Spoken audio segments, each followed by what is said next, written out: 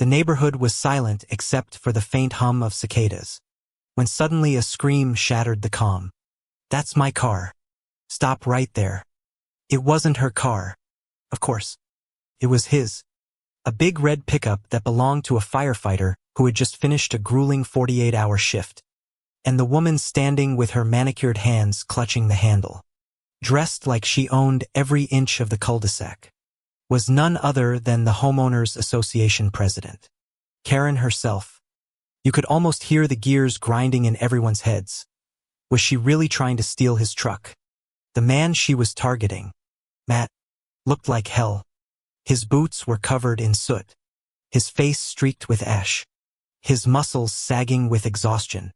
He just wanted to get home, collapse on his couch and maybe drink a cold beer.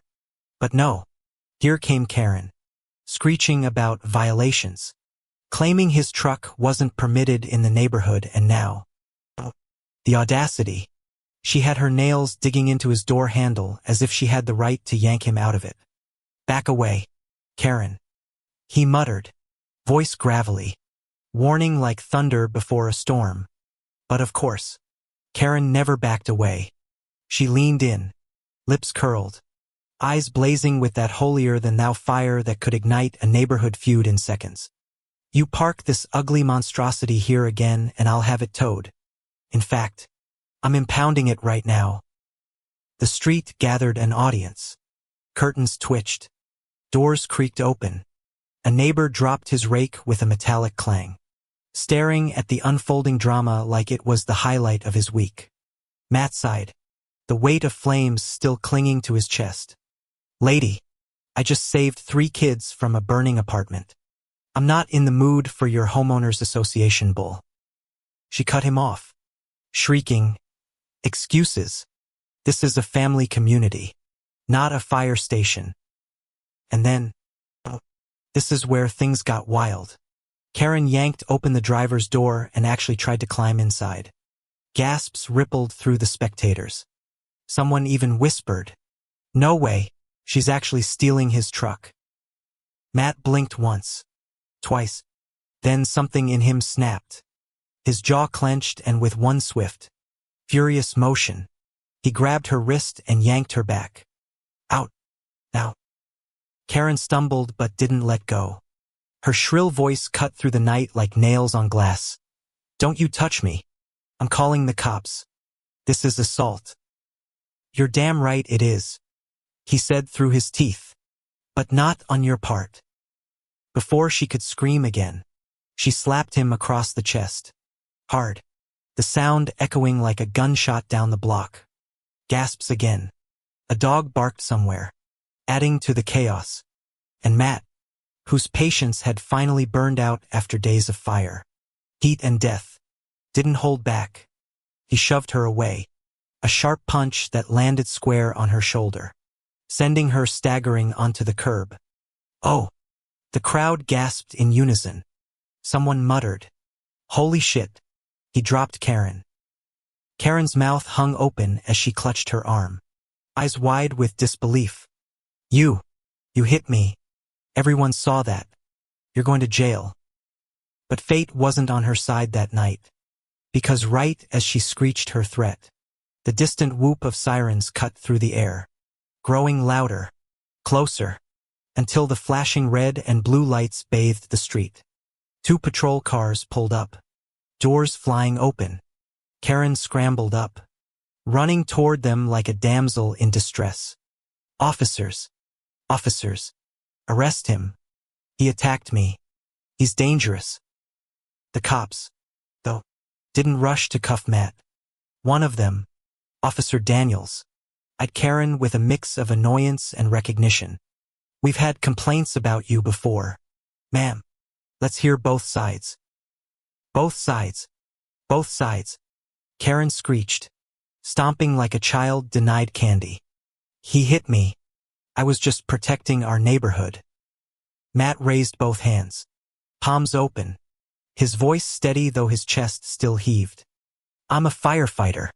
I just got off duty. She tried to steal my truck, climbed inside, slapped me when I pulled her out.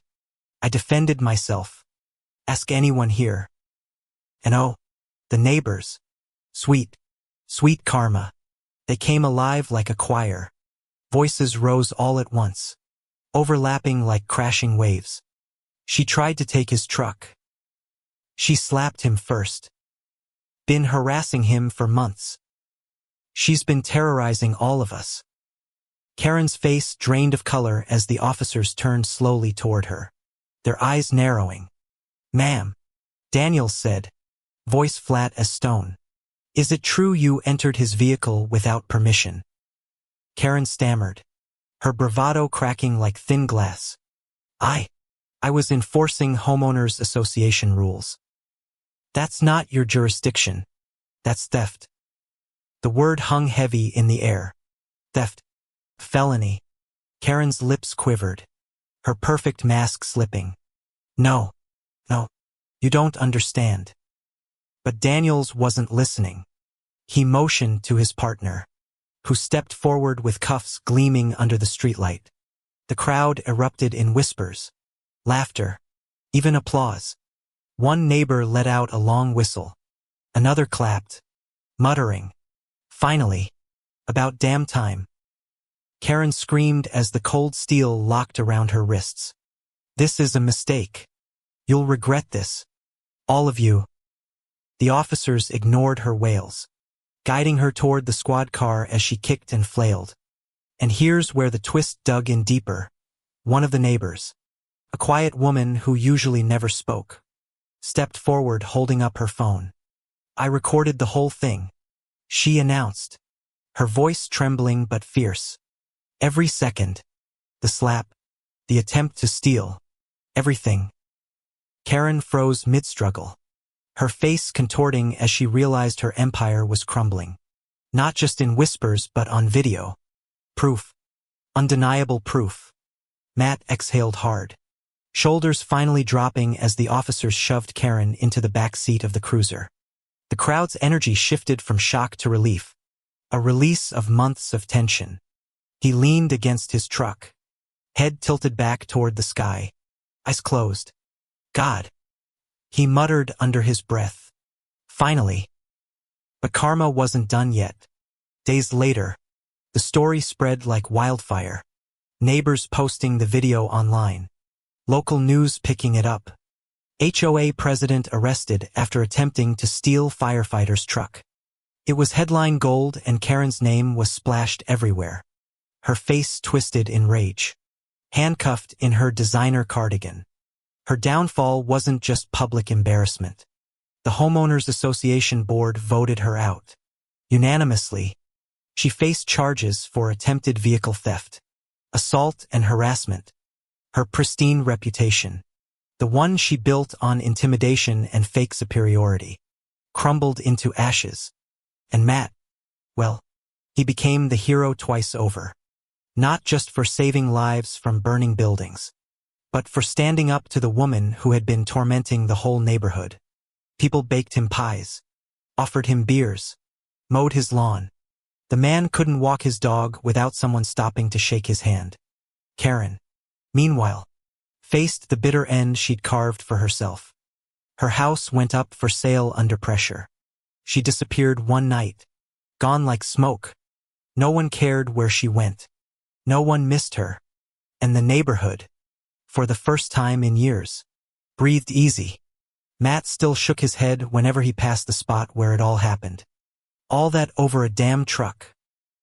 He muttered with a half smile, half sigh. Some people just don't learn until karma knocks them flat. And oh, did it ever. Thanks for listening this wild ride. Don't forget to hit that subscribe button and share the story so more people can see how karma always comes back around. I never thought I'd witness a YouTuber destroy her entire career in a single night. But Karen did just that.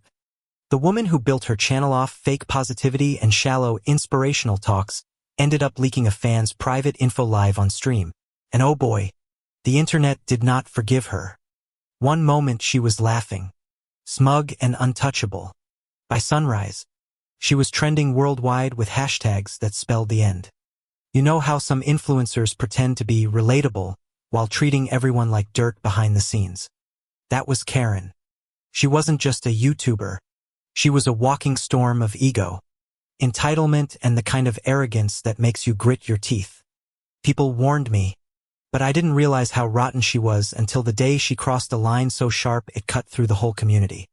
It started with her live Q&A stream. I was just another fan in the chat, watching with thousands of others. She strutted around her studio like she owned the world, sipping some overpriced drink, tossing her blonde hair back, flashing that fake plastic smile that screamed, "I'm better than you."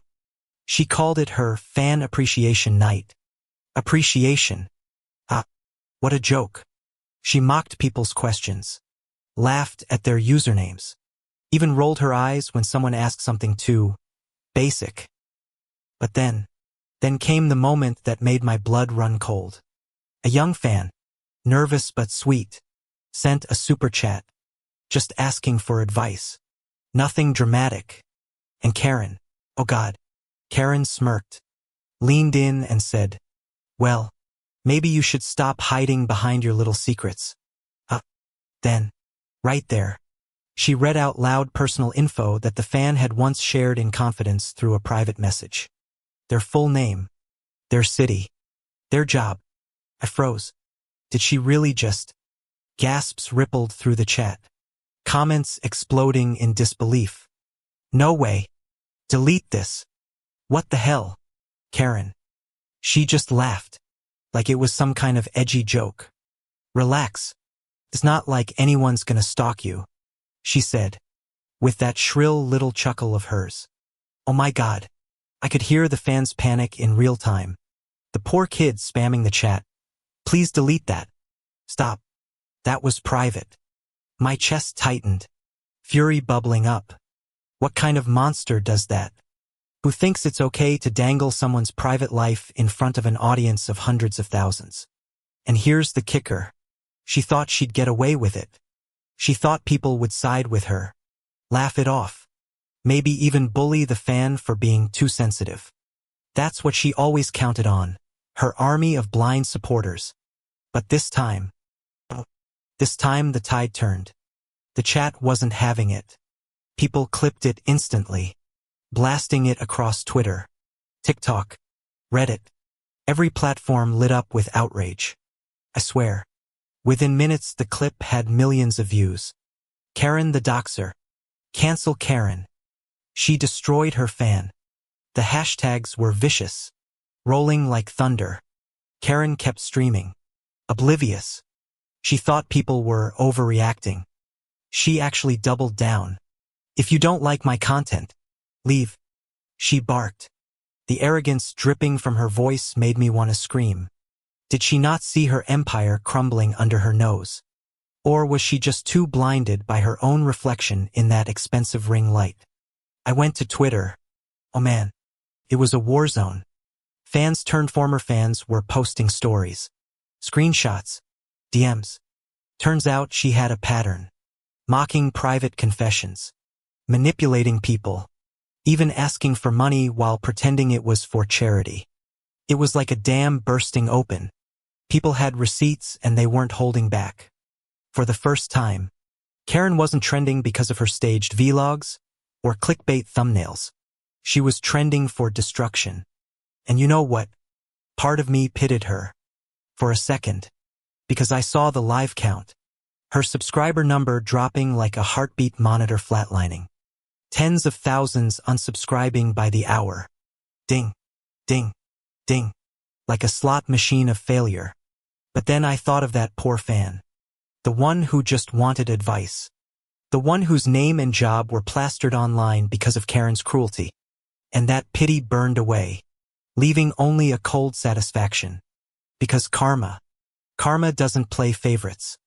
By midnight, sponsors were pulling out. She tried to go live again, all wide-eyed and trembling, putting on her soft voice like a child caught stealing candy. It was just a misunderstanding. She whined. I didn't mean to hurt anyone. Oh, please. The crocodile tears. The fake apologies. It was pathetic. People weren't buying it. The comments shredded her. Too late. We saw the clip. You laughed. Karen, you laughed. And then, here's where the twist hit. Her own moderator team turned on her. The very people who used to silence critics in her chat suddenly went public, dropping screenshots of her private group chats. She had mocked disabled fans, called loyal supporters losers, even admitted she staged her charity giveaways. My jaw dropped. This wasn't just a crack in her mask. It was the whole thing ripping off, revealing the ugliness underneath. The internet doesn't forgive that kind of betrayal, and it definitely doesn't forget. Within hours, major commentary YouTubers had uploaded expose videos, each racking up millions of views. Headlines popped up on news outlets. Yes, actual news outlets. Karen the influencer, caught leaking private fan info, facing a massive cancellation. It wasn't just online drama anymore. It was mainstream humiliation. By dawn, she was begging, literally begging, on Instagram Live, whispering apologies with smeared makeup and swollen eyes. Please, I made a mistake. Please forgive me. But the comments, brutal, unrelenting. You ruined someone's life. We're done with you. Get off the internet. I leaned back in my chair, staring at the chaos unfolding, a strange mix of disbelief and grim satisfaction swirling in my chest. Could this really be happening? Could someone who strutted so high fall this hard in less than 24 hours? Yes. Oh, yes. Because when you treat people like dirt, when you weaponize their trust for clout, karma doesn't knock gently, kicks the door down. And here's the bitter ending Karen never saw coming. The fan she exposed lawyered up. That's right. By the end of the week, word spread that they were suing her for damages. And considering all the evidence floating online, Karen was cooked. She didn't just lose her subscribers, her sponsors, her fake reputation. She was facing legal hell, too. I almost laughed. Almost. But instead, I sighed. Because at the heart of all this spectacle, there was still that one fan. That kid who just wanted advice. Who got betrayed in front of millions. No amount of karma. No downfall, no cancel culture victory could erase the pain Karen caused them. That's the real tragedy. But maybe, just maybe, Karen's downfall was a warning, a flaming, cautionary billboard for every influencer who thinks they can exploit people without consequence. Maybe the next Karen will think twice before turning someone's vulnerability into content. Maybe, the last time I checked, her channel sat like a ghost town. Subscriber count frozen in the ruins. Videos flooded with dislikes. Comment sections locked. She had vanished from Twitter. Her Instagram wiped clean. Her sponsorships gone. Overnight, she went from influencer queen to cautionary tale. And you know what? The internet didn't mourn her. It moved on. Stronger. Sharper. Ready to hold the next fraud accountable. So yeah. Karen the YouTuber leaked a fan's private info, laughed at their pain and thought she was untouchable.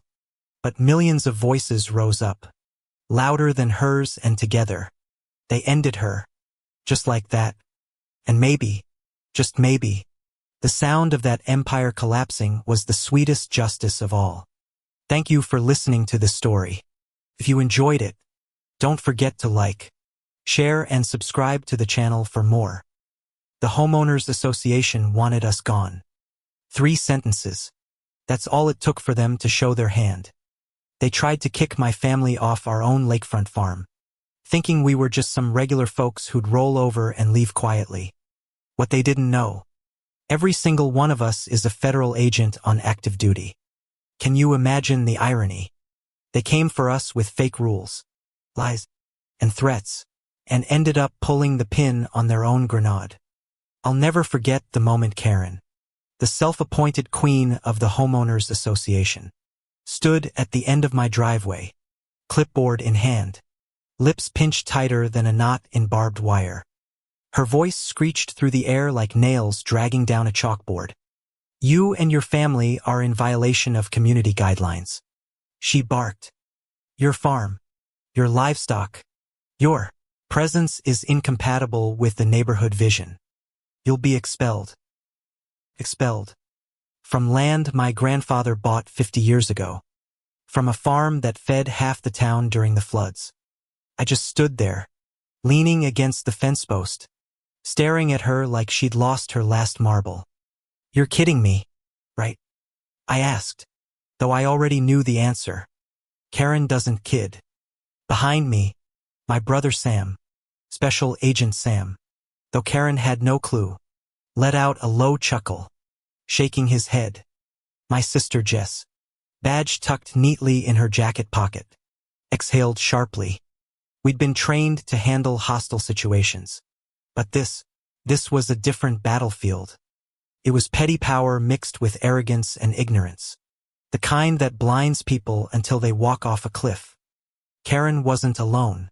Of course. She never traveled without her little flock of homeowners association board members trailing like ducklings. They nodded and whispered, clutching their binders like holy scripture. One even dared to snap photos of our barn with her phone, as if documenting evidence for some trial. You have 30 days to vacate. Karen sneered, handing me a paper. It wasn't even official. Just homeowners association letterhead she probably printed from her home office. My jaw clenched. I could hear the low hum of cicadas in the trees, the restless neigh of our horse in the paddock, the soft slap of lake water against the dock. Life around us was calm, steady, until her voice cut through it all. My father stepped forward then. He's a federal marshal, though he prefers folks just call him Dad. His weathered face didn't move much, but his eyes, sharp steel gray, pierced right through Karen. This farm isn't going anywhere, he said softly, almost kindly. Neither are we. Karen laughed, actually laughed. We'll see about that. The homeowners association has more authority than you think. Authority. Over us. I almost burst out laughing too. Instead, I let the silence stretch. Heavy. Awkward. You ever notice how silence can be louder than shouting? Karen's smirk faltered. She didn't like it. Not one bit. Days passed, and the harassment escalated. Letters stuffed in our mailbox. Threats of fines stacking up. Anonymous calls reporting suspicious activity on our property. Activity that turned out to be me repairing fences or just jogging by the lake. We knew the game. They were trying to bury us under nonsense, to wear us down until we gave in. But here's the twist they never saw coming. We don't break. We've been trained to hold steady under pressure most people couldn't even imagine. And when Karen thought she could bully us into packing up, she crossed a line she didn't even know existed. One evening, just as the sun dipped behind the trees, painting the lake in streaks of fire and gold, we caught Karen trespassing. She was in our barn, clipboard flashlight in hand, snapping photos of our equipment. Jess caught her red-handed, and her voice cracked like thunder. Step away from that tractor, Karen. Karen froze. Her eyes darted like a cornered animal's. I'm conducting an inspection. She stammered. Inspection. Jess stepped closer, badge flashing just enough for me to see, though Karen missed it. On private property. Without a warrant. Do you even hear yourself? Karen muttered something about HOA rights and tried to scuttle away, but Dad blocked her path. The air thickened. You could almost taste the tension, metallic and sharp, like biting your tongue. Karen's arrogance faltered into fear for a heartbeat, but only for a heartbeat. Then she puffed up again, shouting that she'd call the sheriff and have us arrested. That was the moment, the pivot. The second she threatened law enforcement, she set off a chain reaction that would end everything she thought she controlled. 2 nights later, flashing lights painted the gravel driveway red and blue. The sheriff's deputies pulled up, responding to a call from the Homeowners Association about illegal farming practices and unlawful occupancy. Illegal farming. Unlawful occupancy. I swear, I almost choked laughing. But Karen stood there with her arms crossed, chin up, convinced she'd finally won. What she didn't know was that the sheriff himself was an old friend of Dad's. They'd worked joint ops together. When the deputies stepped onto the porch and Karen began spewing her venom, the sheriff turned to us and asked one simple question. "You want us to handle this officially?" Dad gave a single nod. That's when everything flipped. One by one, my family revealed who we really were. Badges came out like a deck of cards, flashing in the porch light. Marshal, FBI, Homeland Security, ATF.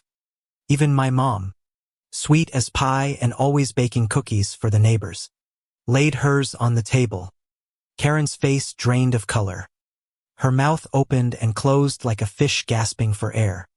This is a trick," she stuttered. But it wasn't. Not even close. The sheriff smirked. "Ma'am, you just attempted to file false claims against active federal agents. That's obstruction. That's harassment. Well, you're in deep trouble." The deputies didn't arrest her on the spot, but they might as well have. Her empire of intimidation crumbled right there under the weight of truth. Neighbors peeked out from their porches, whispers spreading like wildfire. Karen, the queen bee, reduced to a trembling shadow. But here's the kicker. It didn't end there. Oh no. Karen doubled down. She started forging documents, claiming we'd violated environmental codes, zoning laws, even wildlife protections. She sent drones over our property, took photos, blasted us online, calling us criminals squatting on sacred land. Each move was more desperate, more unhinged. We collected every piece of it. Every forged letter, every drone video, every slanderous post. Evidence piled higher than hay bales in our barn. And when the time was right, we delivered it directly to the U. Attorney's office. The case built itself. Fraud, harassment, defamation, trespassing. The list went on. Karen thought she was untouchable because she had a clipboard and a boardroom of sycophants.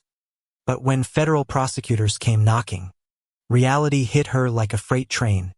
I'll never forget the sight of her at the Homeowners Association clubhouse. Wrists bound in shiny steel, being led away as her loyal ducklings gawked in horror. The same neighbors who once cowered before her now whispered relief. Even applause. But the bitter twist. The farm survived. Yes, but the Homeowners Association didn't. Investigations revealed corruption, embezzlement, and illegal kickbacks woven through their books like rot in old wood. The entire organization collapsed. Karen didn't just lose her power. She lost everything. Her home, her reputation, her freedom, and us. We stayed. Stronger, prouder, and oddly amused. Because in the end, Karen's biggest mistake wasn't underestimating our farm. It was underestimating us. Sometimes I sit by the lake at night, listening to the water lap gently against the dock, thinking about how quickly arrogance can unravel a person. All she had to do was leave us alone. All she had to do was let life roll on, neighbor to neighbor. Instead, she pulled the trigger on her own downfall. So, when folks ask me what happened with the Homeowners Association, I just shake my head and smile. They tried to expel us, I say. But turns out, we were the wrong family to mess with. And that, my friends, is how karma works. Fast, sharp, and merciless when you least expect it. Thanks for sticking through this wild ride with me. Don't forget to like, subscribe, and join the channel for more unbelievable stories like this. She was charging her Lamborghini EV from my cabin like it was her personal gas station every damn night. No knock, no text, no permission. Just a flicker of headlights in the trees and that faint electric hum as she plugged into my generator like she owned the woods. Yeah, that happened. It started 2 months ago when I took a break from the city and holed up at my late uncle's off-grid cabin up in Lassen County. I needed quiet, space, The smell of pine and burnt coffee. What I didn't need was some HOA queen from the neighboring glamp community, siphoning my solar storage to juice up her six-figure toy.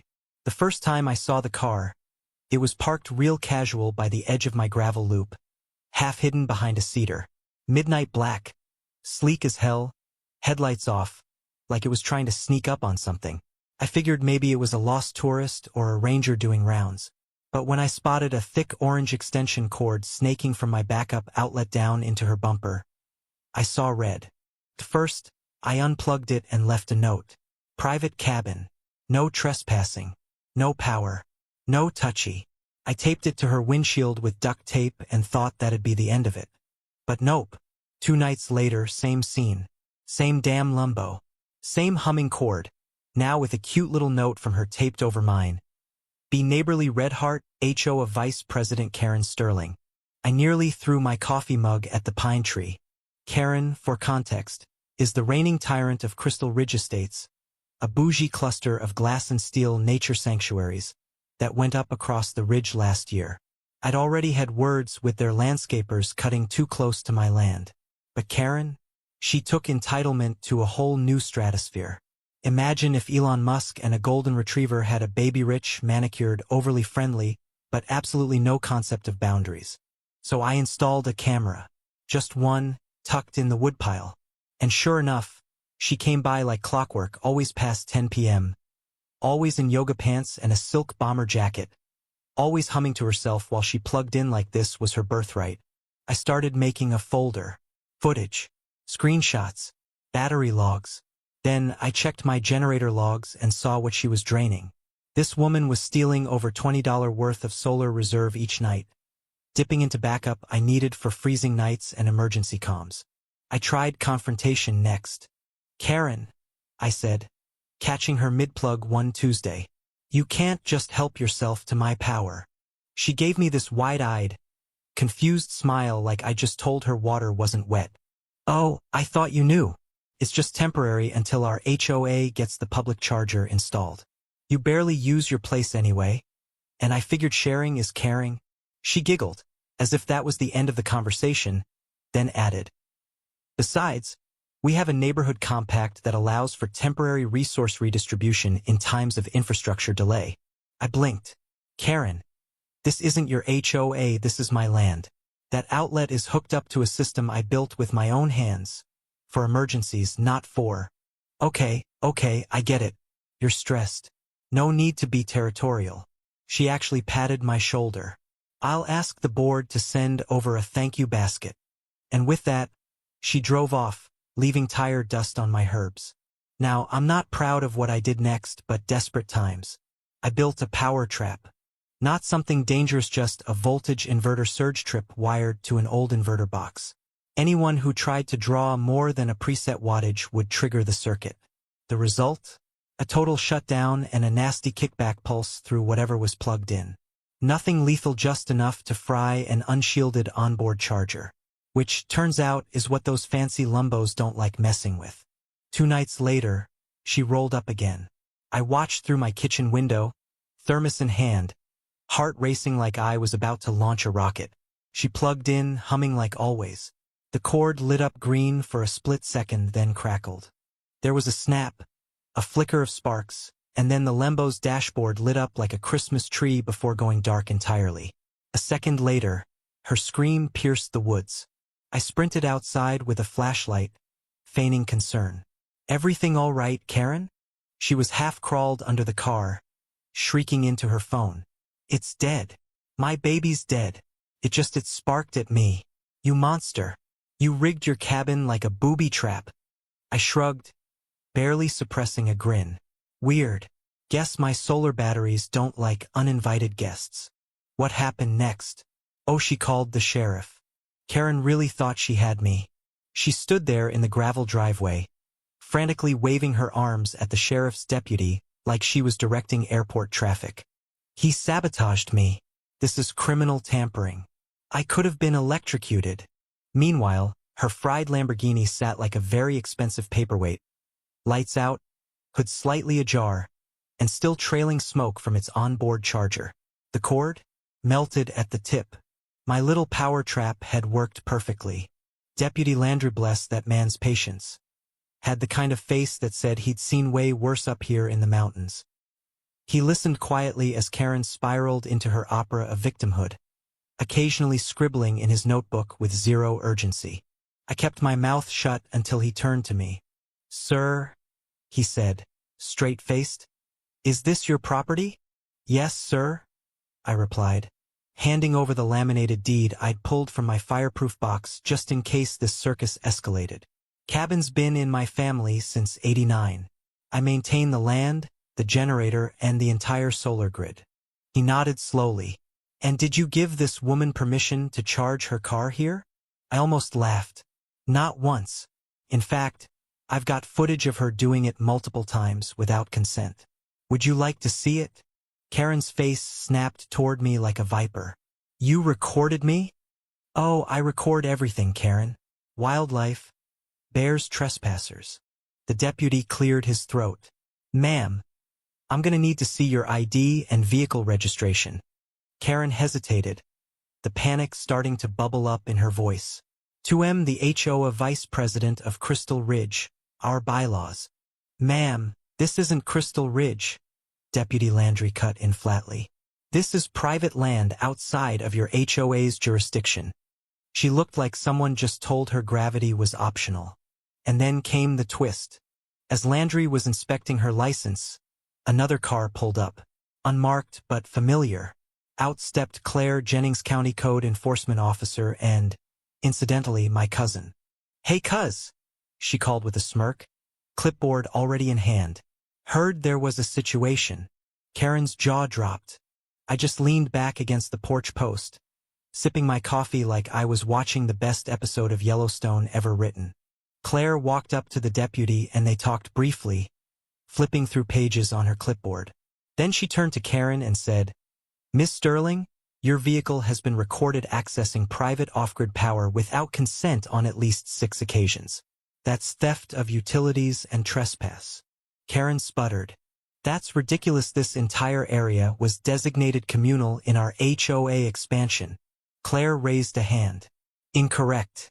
This land was specifically excluded from the Crystal Ridge annexation after environmental review. It's zoned independent rural residential. You have zero legal standing here." Cue another Karen meltdown. I could almost hear her brain short-circuiting, trying to compute how her title, her neighborhood status, her wealth, none of it mattered here. "Out in the woods, your name tag doesn't mean squat." "Are you going to arrest him?" she yelled. "He rigged a device to damage my car." Landry rubbed his temple. "No, ma'am. What he did was legal. In fact, that setup's a standard voltage overload failsafe. You'd know that if you weren't stealing power." Claire looked at me. "You want to press charges? Or you want to handle this another way?" I looked over at Karen, red-faced, trembling, standing next to a 6-figure pile of silent metal. The queen bee of Crystal Ridge, finally realizing she was out of honey. "Nah," I said slowly. "I've got a better idea." And oh, I did. But that'll come in part 3 when the real fallout starts. And Karen finds out I'm not just a guy with solar panels, I also happen to sit on the county land board that controls utility permits. Justice is sweet, but revenge? That's solar-powered. Comment below, should I have pressed charges right there? Or let karma run its course? And if you want to see what Karen's HOA tries next, you know what to do. Subscribe and stay tuned because this saga's just warming up.